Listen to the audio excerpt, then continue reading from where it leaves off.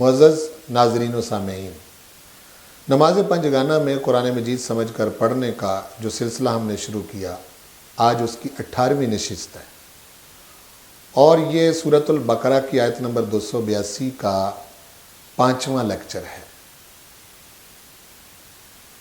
آئیے ہم اس کو پڑھتے ہیں۔ اعوذ باللہ من الشیطان الرجیم، بسم اللہ الرحمن الرحیم۔ وَأَشْهِدُوا إِذَا تَبَايَعْتُمْ وَلَا يُضَارَّ كَاتِبٌ وَلَا شَهِيدٌ وَإِن تَفْعَلُوا فَإِنَّهُ فُسُوقٌ بِكُمْ وَاتَّقُوا اللَّهَ وَيُعَلِّمُكُمُ اللَّهُ وَاللَّهُ بِكُلِّ شَيْءٍ عَلِيمٌ۔ اب آئیے ہم اس کو سمجھ کر پڑھنے کی کوشش کرتے ہیں۔ وَأَشْهِدُوا إِذَا تَبَايَعْتُمْ، اور گواہ بنا لیا کرو جب تم آپس میں لین دین کرو۔ وَلَا يُضَارَّ كَاتِبٌ وَلَا شَهِيدٌ، اور نہ نقصان دے لکھنے والا اور نہ گواہ۔ اس آیت کریمہ کا یہ معنی بھی کیا گیا کہ نہ نقصان دیا جائے لکھنے والے کو اور نہ گواہ کو۔ وَإِن تَفْعَلُوا، اور اگر تم نے ایسا کیا، یعنی کاتب اور گواہ نے اگر نقصان پہنچانے کی کوشش کی یا معاملہ کرنے والوں کی طرف سے کاتب اور گواہ کو نقصان دینے کی کوشش کی گئی تو فَإِنَّهُ فُسُوقٌ بِكُمْ، تو بے شک یہ نافرمانی ہے تمہاری طرف سے۔ وَاتَّقُوا اللَّهَ، اور ڈرو اللہ سے۔ وَيُعَلِّمُكُمُ اللَّهُ، اور اللہ تم کو سکھاتا ہے۔ وَاللَّهُ بِكُلِّ شَيْءٍ عَلِيمٌ، اور اللہ تعالیٰ ہر چیز کو خوب جاننے والا ہے۔ اب ہم سورۃ البقرہ کی آیت نمبر 282 کے اس حصے میں کیا ارشاد فرمایا گیا ہے اس کو سمجھتے ہیں۔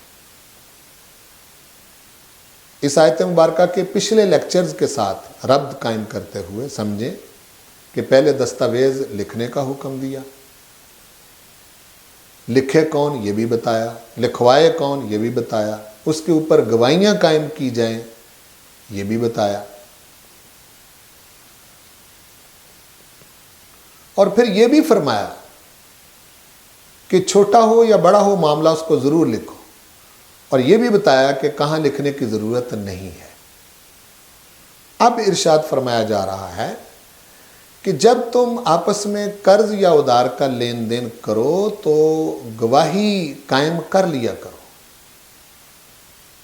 اور آگے گواہوں کو اور لکھنے والے کو ایک تاکید فرمائی ہے۔ وَأَشْهِدُوا إِذَا تَبَايَعْتُمْ کا حکم دونوں کو ہے، یعنی خریدار کو بھی ہے اور مشتری کو بھی ہے، بیچنے والے کو بھی ہے اور خریدنے والے کو بھی ہے، قرض کا لین دین کرنے والے دونوں کو یہ حکم ہے کہ جب تم آپس میں بیع کرو، آپس میں معاملہ کرو تو گواہ ضرور قائم کر لو۔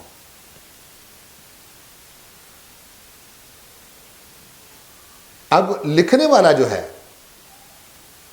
اس کی طرف سے تکلیف ہو سکتی ہے کہ وہ کوئی ایسی بات لکھ دے جس سے فریقین میں سے کسی کو نقصان پہنچے۔ گواہ کی طرف سے بھی تکلیف ہو سکتی ہے کہ ہو سکتا ہے کہ وہ خلاف حقیقت گواہی دے دے کسی دوسرے کو نقصان پہنچانے کے لیے، تو دونوں کو تاکید کر دی کہ لکھنے والا بھی اور گواہ دونوں جو ہیں وہ کسی کو نقصان پہنچانے کی کوشش نہ کریں۔ ایک یہ بات، دوسری یہ کہ فریقین جو آپس میں معاہدہ کر رہے ہیں ان کی طرف سے لکھنے والے کو یا گواہ کو تکلیف دی جا سکتی ہے، تو دونوں کو روک دیا، فریقین بھی ایسا نہ کریں، لکھنے والا بھی ایسا نہ کرے اور گواہ بھی ایسا نہ کرے، اور آگے تاکیداً حکم دے دیا کہ اگر تم نے ایسا کیا تو یہ تمہاری طرف سے اللہ کی نافرمانی ہوگی، تم مومن ہو کر نافرمان کیسے بنتے ہو، اس چیز سے تم نے بچنا ہے۔ اور پھر ایک ایسی بات ارشاد فرمائی کہ دیکھو یہ جو تم آپس میں معاملہ کرتے ہو اس میں تم درمیان میں اللہ کو سمجھو اور اللہ سے ڈرو، کسی کو نقصان دینے کی کوشش نہ کرو۔ آج تم نقصان دے لو گے، کل اس کا جواب کون دے گا؟ تم نے اللہ کے حضور پیش ہونا ہے۔ اور آخر میں ارشاد فرمایا کہ یہ جو لکھنے لکھانے والا معاملہ اور اس پر گواہیاں قائم کرنے والا معاملہ ہے، اس کی تعلیم اللہ تمہیں دیتا ہے۔ سبحان اللہ، کتنا کریم پروردگار ہے، اور ایمان والوں کو آپس میں جڑ کے رہنے کی کس طرح سے معاملات میں تلقین فرماتا ہے۔ معاملہ ایمان والوں کا ہے لیکن حکم پروردگار کا ہے۔ اس حکم کی تعمیل میں، تکمیل میں ایمان والوں کو فکر مند رہنا چاہیے۔ فرمایا وَيُعَلِّمُكُمُ اللَّهُ، یہ بات اللہ تمہیں سکھاتا ہے کس طرح سے کرو۔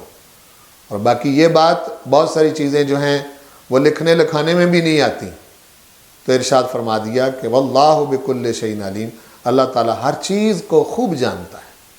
تو مت سمجھو کہ اس کو کسی شے کا پتہ نہیں۔ جو قرض دینے والا ہے اس کے حال سے بھی واقف ہے، جو قرض لینے والا ہے اس کے حال سے بھی واقف ہے، جو کاتب لکھنے والا ہے اس کے حال سے بھی واقف ہے، جو گواہیاں دینے والے ہیں ان کے حال سے بھی واقف ہے، کس حالت میں تم یہ معاہدہ کر رہے ہو اس سے بھی واقف ہے۔ تم نظر انداز کرتے ہو اور نہیں اس کی نزاکت کو سمجھتے، تو اس سے بھی اللہ واقف ہے۔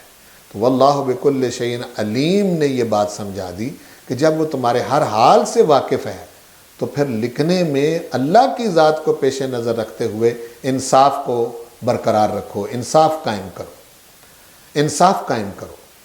تمہیں کسی پر زیادتی نہیں کرنی چاہیے۔ سورۃ البقرہ کی آیت نمبر 282 مکمل ہوئی۔